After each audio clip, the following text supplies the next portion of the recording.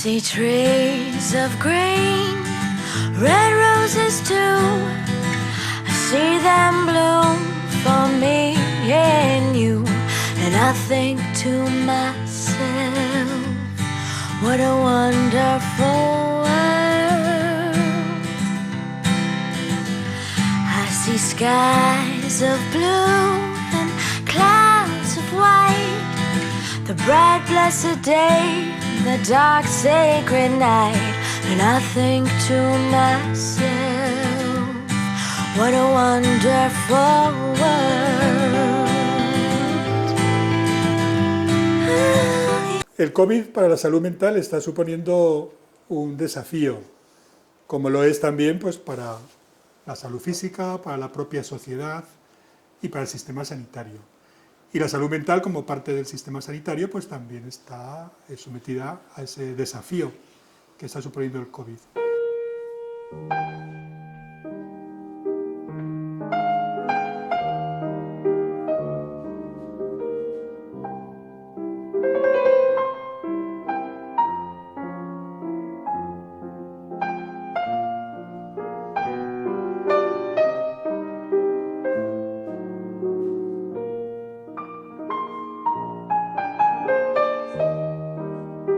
¿De qué forma?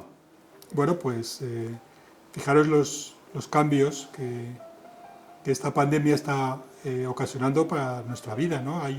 Digamos que hay una crisis sanitaria que ha pasado por varias fases, hay una crisis social, cambios en el modo de vivir, con el miedo a que estos cambios sean permanentes o no podamos volver a vivir como vivíamos, una crisis económica que pone a prueba pues, la llamada sociedad del bienestar.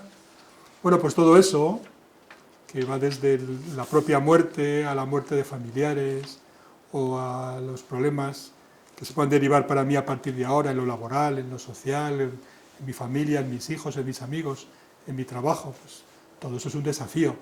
Porque, ¿qué hace el ser humano desde el punto de vista mental? Pues adaptarse, intentar adaptarse a las circunstancias.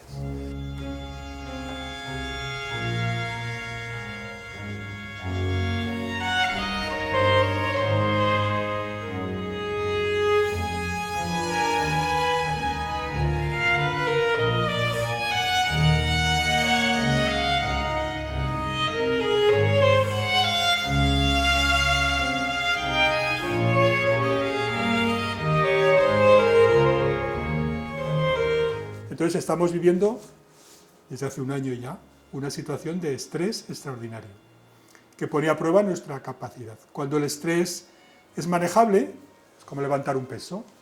Tú puedes levantar un peso, vas al gimnasio, levantas unas pesas, un peso que controlas, pues eso te hace más fuerte. Al cabo de unos días o de unas X repeticiones, ese estrés, ese desafío, ese peso, pues de forma constructiva te haces más fuerte. ¿Qué pasa cuando cargas con un peso, o un peso no muy grande durante mucho tiempo, o un peso muy grande durante mucho tiempo? Pues que en lugar de hacerte más fuerte, te agotas. Pues esto es lo que hace un estrés extraordinario como el que estamos viviendo. Pues provocarnos una reacción de alarma inicial, después una fase de resistencia, a ver si puedo o no puedo con ello, y desgraciadamente en algunos casos el agotamiento.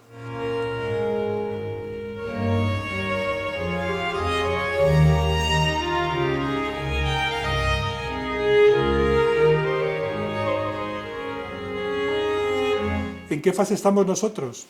Bueno, yo diría que los primeros meses, marzo, abril, mayo hasta junio, fueron de alarma. Y en alarma pues hay un descontrol de casi todo, hay mucha incertidumbre, hay mucho miedo, se toman medidas de urgencia que a veces son equivocadas, por tanto, pues todo lo que hay cuando nos atacan los malos, ¿no? Ahí suenan las sirenas e intentamos responder a esa alarma urgente con una respuesta de ansiedad, ¿no? Después hay una fase de resistencia, ¿vale? Ya hemos parado el primer golpe, hemos contado las bajas, hemos visto cómo ha quedado nuestros recursos e intentamos contraatacar contra ese enemigo con la investigación, con medidas sanitarias, con apoyo social, con solidaridad. Y si eso dura mucho, llegamos a la fase de agotamiento, que es a la que hay que intentar evitar llegar. Y en esa fase estamos.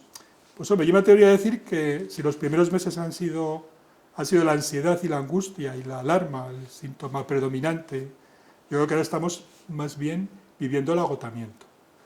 Y por eso es importante hacernos fuertes, tomar medidas para que ese agotamiento no se nos lleve por delante, ¿no? Yo soy optimista y yo creo que este partido lo vamos a ganar. Lo que no sé, pues cuánto tiempo nos va a llevar, ¿no? Y qué cambios se van a ser permanentes en nuestra forma de organizarnos, que alguna cosa habremos aprendido y qué cambios van a ser pasajeros y volveremos a ser como somos. Y como somos una sociedad, sobre todo nosotros, pues que se apoya mucho en el contacto personal, en tocarnos, en achucharnos, en vivir juntos, en salir a la calle, por tanto, yo espero que volvamos a eso. Si no, la vida se me hace un poco menos divertida. A todos nos adaptamos, pero yo lucharía para conseguir eso y creo que estamos en ese camino.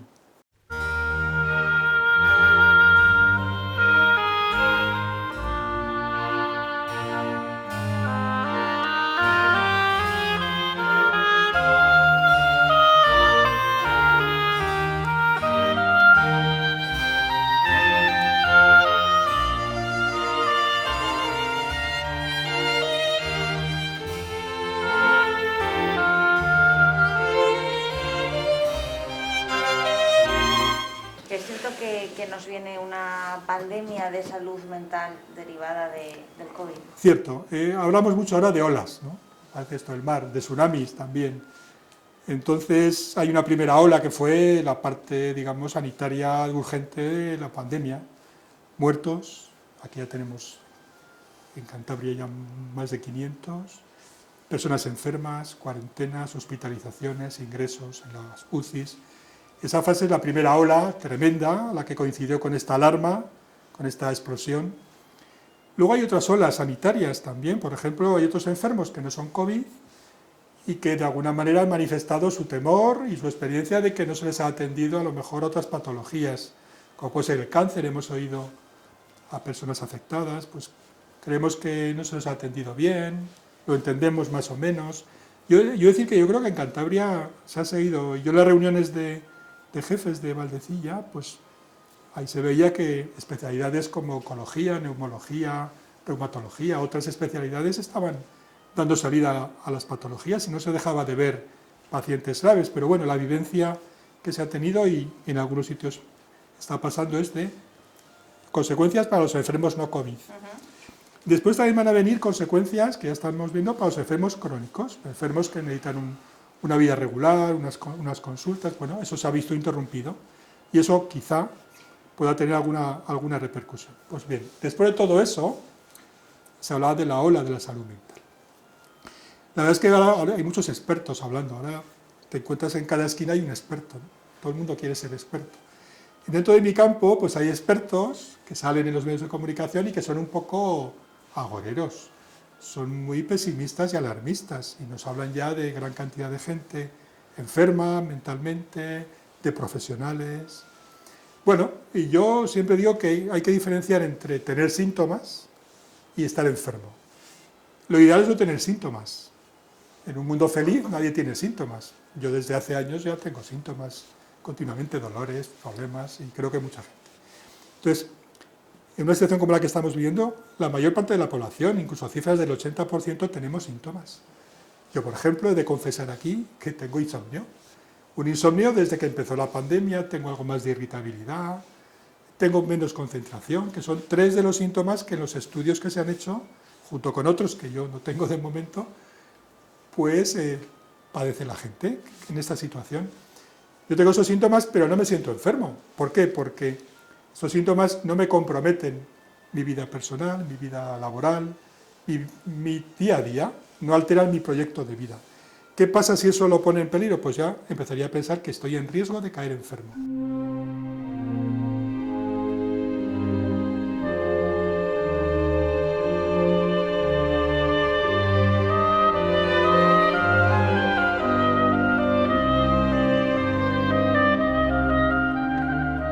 Y algunos, desgraciadamente, personas más vulnerables o que han tenido de repente pues mucho estrés, mucho más que yo, han tenido fallecimientos en personas muy directas, problemas económicos, el paro, un ERTE. Bueno, pues las personas tienen todo el derecho del mundo a acabar enfermas. ¿Cuántos son esas personas? No tantas como se dicen. A fecha de hoy estaríamos hablando de quizá un incremento de enfermedad de entre el 5 y el 20%, no de enfermedades graves, porque los indicadores duros de salud mental, ¿cuáles son? El número de personas que se suicidan, el número de urgencias, el número de personas hospitalizadas por problemas de salud mental. Pues bien, esos indicadores duros no han aumentado hasta ahora.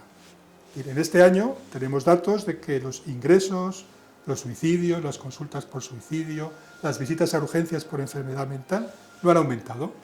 Habrá muchas razones, si queréis lo podemos comentar, pero no han aumentado, por tanto esa ola, digamos dura, todavía no ha llegado. ¿Va a llegar? Quizá. ¿Tenemos algún indicio? Sí. Por ejemplo, en jóvenes y en niños ya estamos viviendo esa ola. A fecha de hoy, en este hospital tenemos muchos más niños y adolescentes hospitalizados por problemas de salud mental, en la unidad de hospital de día de salud mental. ¿Por qué? Porque quizá junto con las personas mayores, que han sido muy vulnerables somáticamente y han muerto en soledad, han vivido en soledad y son más vulnerables, también los niños y los jóvenes consideramos que son más vulnerables. Los cambios que se están viviendo en su educación, en su vida diaria, en sus casas, la ruptura de las relaciones sociales, el refugiarse demasiado en las redes sociales, yo creo que eso ha cambiado su patrón de funcionamiento, hacer menos ejercicio, más problemas con la imagen corporal. Bueno, pues todo eso hace que en niños y adolescentes sí que tengamos más patología. Y ahora tú y miles como tú, hablando de un lugar donde empezar. Los indicadores menos duros, los síntomas que tiene la población, las consultas en las unidades de salud mental por patologías que podríamos llamar menores. Claro, les llamamos menores porque no son la esquizofrenia, ni el trastorno bipolar, ni el suicidio, pero al que las padece también se pasa mal, ansiedad, estrés, depresión. Vaya, que son menores en nuestra terminología, pero que el que lo pasa mal. Esas están aumentando en las unidades de salud mental, en las consultas, en mi consulta.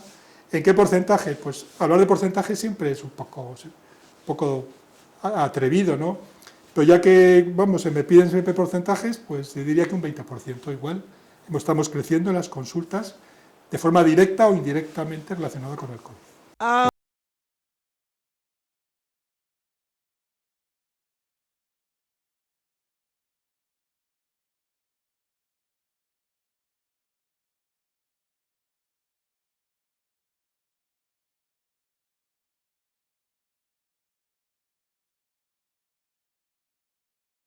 Otro gremio también, ¿no?, que se está viendo directamente afectado emocionalmente por esta pandemia es el sanitario.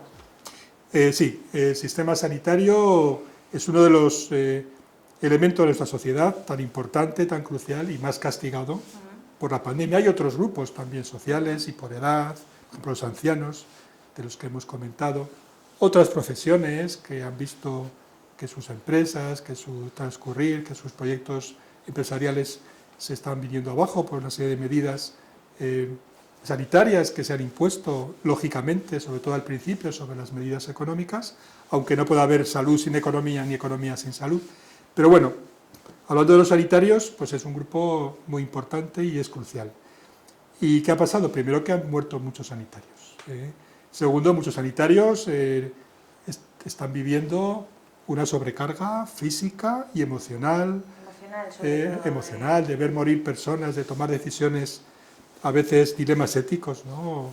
Y eso que, insisto, nosotros estamos en un hospital, en una región que hemos tenido la suerte de tener un hospital importante, bien preparado, con unos servicios potentes, y yo lo que veo por mis compañeros que han estado auténticamente en primera línea, siempre hay que tomar decisiones que puedan ser dilemas éticos, pero aquí no hemos vivido eso que se ha podido vivir en otros sitios.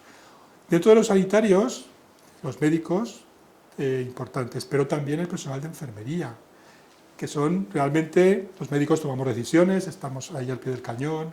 Pienso, por ejemplo, en mis compañeros de intensivos, de urgencias, doblando turnos, porque aquí las UCIs han crecido mucho en camas, pero no han crecido mucho en recursos, pese a que se ha hecho todo lo posible, ¿no? Pero es que enfermería también tiene esta sobrecarga de turnos, cambios de turno, cambio de función. Y luego enfermería, y ahí incluye auxiliares también, pues son las personas que viven más con el paciente, que le ven cuando muere, que hablan con sus familiares más.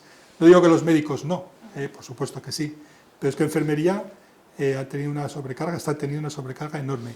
De hecho, cuando vemos qué personal pide más ayuda o qué personal recibe más apoyo emocional, siempre pensamos en enfermería, que es el colectivo, al menos el que más hemos atendido en nuestro programa de apoyo emocional para sanitarios de nuestra comunidad.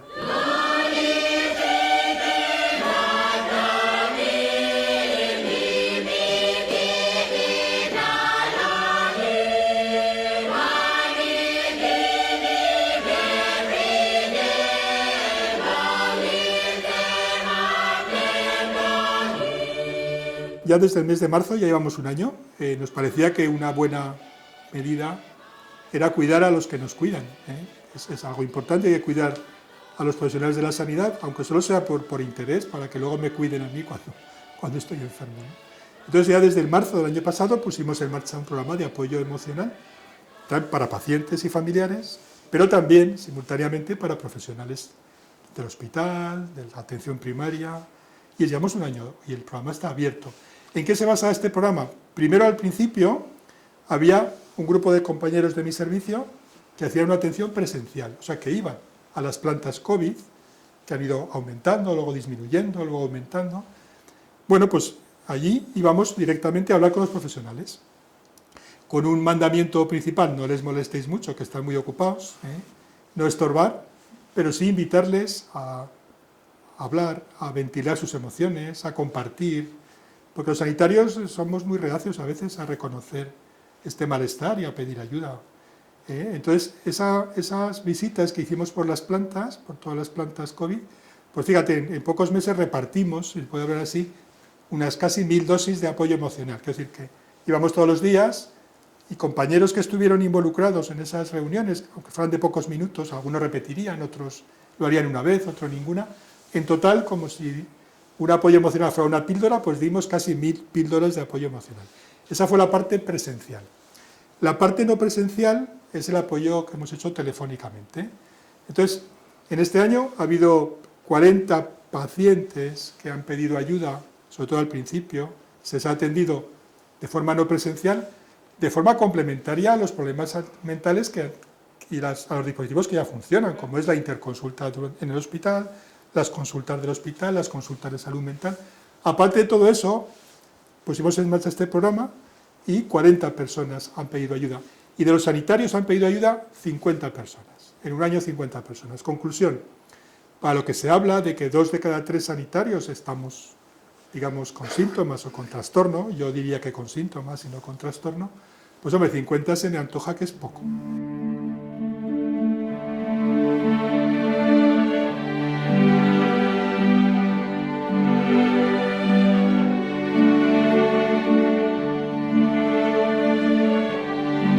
Segunda conclusión, pues que esto funciona, que esto es conveniente, es necesario y que ha venido para quedarse. ¿Por qué cuando pase la pandemia no tenemos que seguir dejando un espacio abierto para que los compañeros sanitarios tengan ese apoyo emocional cuando lo necesiten? Bueno, pues este proyecto lo queremos mantener. Como también queremos mantener un proyecto de apoyo a los ancianos que estaban en las residencias, proyecto de psicogeriatría, en el cual hicimos lo mismo. A todas las residencias de Cantabria, cada área, pusimos los recursos que pudimos cada área sanitaria, en el caso de Santander los pusimos desde Valdecilla. Es un programa de psicogeriatría en el cual atendíamos a veces in situ y muchas veces por teléfono o por videoconferencia a las personas mayores en residencias que podían tener aquellos más frágiles problemas de salud mental y a los profesionales que trabajaban con ellos, que es otro colectivo también que lo ha pasado muy mal, que han trabajado heroicamente en las residencias. Por tanto, estos programas se tienen que quedar.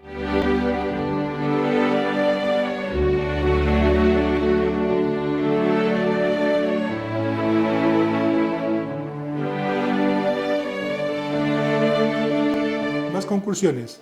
La satisfacción de los profesionales que han utilizado este servicio por las encuestas que hemos hecho. Por tanto, una experiencia muy positiva.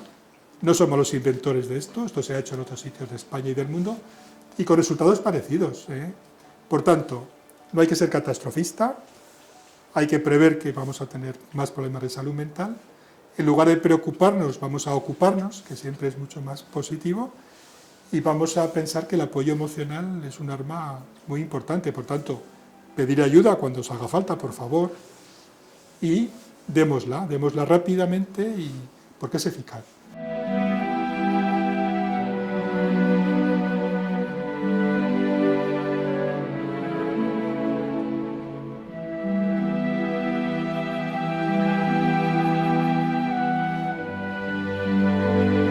¿Cuándo pedir ayuda profesional? Claro, cada uno tiene su propia vivencias y su propia mochila, ¿no? Y sus experiencias, pero con carácter general, para mí el momento de pedir ayuda es cuando esos síntomas a los que me refería antes te empiezan a complicar la vida. Es decir, yo tengo los problemas que tenía antes, los problemas añadidos por el COVID en este caso, y ahora tengo otro nuevo problema, y es que no puedo hacer mi trabajo, no tengo energía para aguantar las horas, yo antes era capaz de hacer esto y ya no puedo, empiezo a tener problemas en mi casa porque pierdo el control con frecuencia, bueno, y al principio me lo perdonan, pero llega un momento que eso genera más lío. Cuando ya mis síntomas trascienden lo que es mi vivencia personal, que no estoy pleno, pero aguanto, doy el tipo, de alguna manera cumplo mi papel, ya empiezo a no poder afrontar ni manejar mis situaciones, es el momento de pedir ayuda. Tampoco hay que esperar a estar uno muy mal. ¿Por qué? Porque en fases iniciales, medidas sencillas como este apoyo emocional, fíjate, telefónico, que es algo sencillo y no implica medicación, no implica ir a ninguna parte, o medidas, bueno, pues de apoyos, técnicas de relajación, apoyo psicológico, alguna medicación sencilla. No hay que esperar a que la situación me pase a tener un trastorno diagnosticable y ya que necesite una medicación durante meses. Por tanto, no hay que precipitarse siguiendo lo que oímos a veces en los medios de comunicación, de ese alarmismo, porque imagino yo que durante la Guerra Mundial pues, se hubieran hecho encuestas en la población que no se hacían, pero la gente, todos tendrían síntomas. El bombardeo, mi hijo está en el frente, nos pueden ocupar la ciudad del enemigo, es decir, no hay que ni adelantarse ni apresurarse para pedir ayuda, pero tampoco dejarlo para el final, cuando ya está, mi funcionamiento está muy alterado y ya las consecuencias puedan dejarme secuelas en mi trabajo, en mi vida familiar, etcétera, etcétera.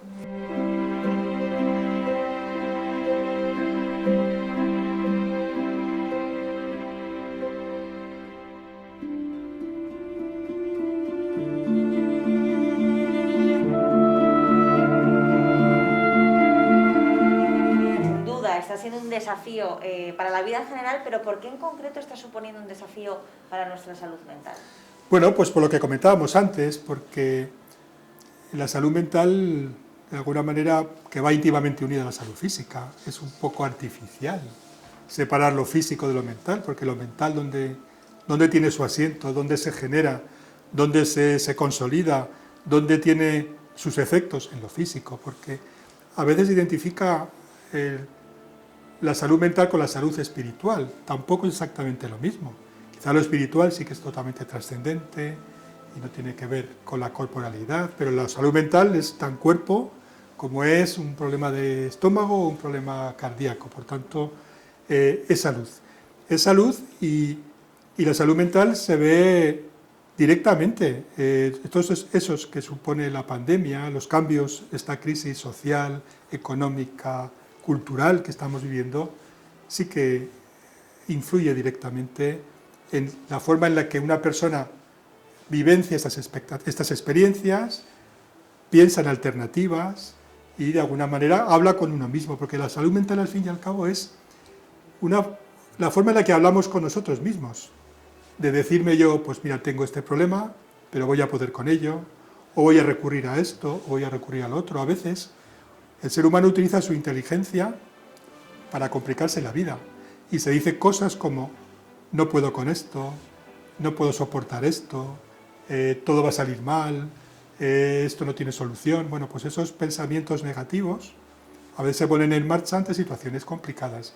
Bueno, pues la salud mental consiste en que cuando hables contigo mismo, para pensar qué vas a hacer para resolver un problema, si vas a luchar, si vas a huir, o si vas a dejarte llevar por la corriente, que es lo que, en mi opinión, le pasa a los depresivos, que al final dejan de bracear y se dejan llevar por la corriente. Bueno, pues ese diálogo es muy importante. Cuanto mejor lo hagas, cuanto menos te dejes llevar por un diálogo negativo, pues más vas a resistir. Por eso la salud mental, esa fortaleza, esa resiliencia que tiene el ser humano y los animales para adaptarse, pues es un indicador de esta salud física, pero también mental. Por tanto, todos estos cambios que estamos viviendo es un examen para nuestra salud física, pero, desde luego, para todos y cada uno de nosotros, unos más, porque les ha tocado todo lo peor, otros menos, porque hemos ido sorteando las dificultades y las balas han pasado rozando, han pasado cerca y no nos han dado. Todos y cada uno estamos poniendo a prueba nuestra salud mental. Y la mayoría la vamos a hacer con éxito. Porque tener síntomas, insisto, no es estar mentalmente enfermo, es estar vivo, y es decir, jope, estamos pasando una época mala, tengo síntomas, pero esto no va a poder conmigo. Y conmigo porque soy más fuerte de lo que muchos piensan o de lo que yo a veces pienso, y sobre todo porque me voy a apoyar en los demás.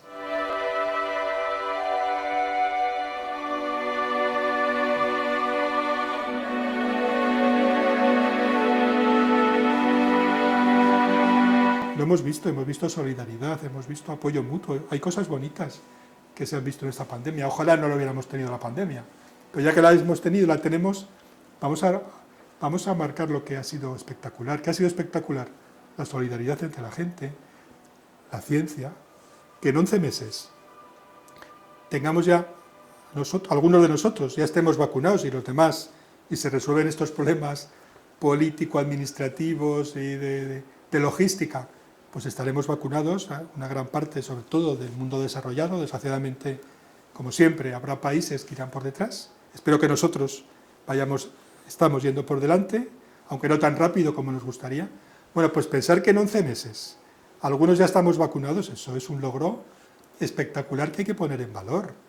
¿Qué pasa con la gente que no cree en la vacuna, que se deja llevar por estos discursos negacionistas, o que se agarra a estas noticias que salen de que ha habido X casos que han tenido pues una reacción negativa, como cualquier otra vacuna? Bueno, pues desgraciadamente eso alimenta en alguna parte de la población, que en el fondo lo que representa es un descontento general por lo mal que llevamos, y es lógico, pues esta pérdida de libertades, esta vuelta pues a un sistema de vida con demasiado rigor, a veces que no se entiende, ¿no? La gente dice, bueno, ¿por qué puede venir un extranjero en Semana Santa a visitarnos y nosotros no podemos viajar? Bueno, pues ese tipo de medidas pues a veces nos desconciertan, pero por encima de todo esto está que la ciencia nos va a salvar una vez más, y mucho más que otras generaciones anteriores que no han tenido la suerte de tener una ciencia tan avanzada. Por tanto, yo creo que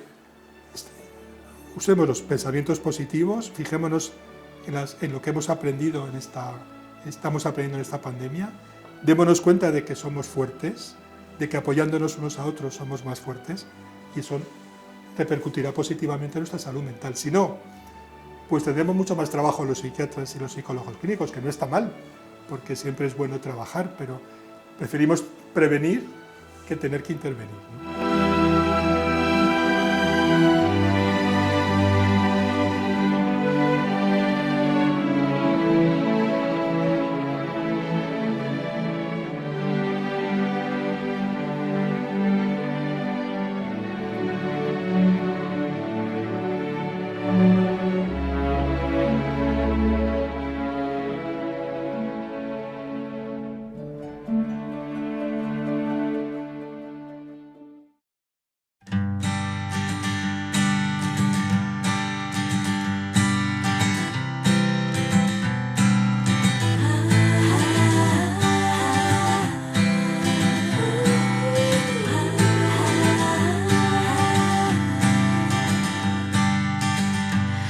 See trees of green, red roses too. I see them bloom for me and you. And I think to myself, What a wonderful world. I see skies of blue and clouds of white, the bright blessed day, the dark sacred night. And I think to myself, what a wonderful world.